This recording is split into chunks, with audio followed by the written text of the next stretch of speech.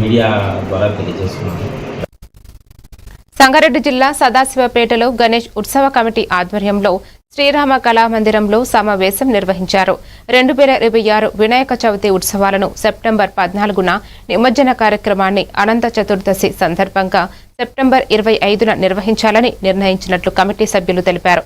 తెలంగాణ రాష్ట్ర వ్యాప్తంగా ఒకే రోజు వినాయక చవితి నిమజ్జన కార్యక్రమాలు నిర్వహిస్తే పండుగ మరింత ఘనంగా జరుగుతుందని పేర్కొన్నారు.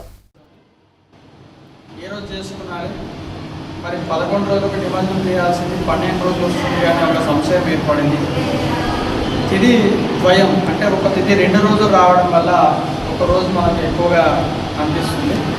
కానీ చవితి నాడు ఈ ప్రకారంగా నిర్వహించుకోవాల్సిందిగా తెలియజేస్తూ, అదేవిధంగా 23 తారీఖు రోజు బాల వినాయకుడు, ఎందుకంటే సదాశివపేటలో కూడా బాల వినాయకులు అదేవిధంగా పెద్ద వినాయకులు అనేటువంటి 2 రకాలుగా నిర్వహించడం జరుగుతుంది. సుమారుగా 45 సంవత్సరాలుగా జరుగుతుంది. అటువంటి విధంగా పండుగ కానీ నిమజ్జనం కానీ ఒకే తిథి ఒకే తేదీ ప్రకారం జరుపుకోవాలని నిర్ణయించినారు. మనం కూడా భాగ్యనగరం వారిని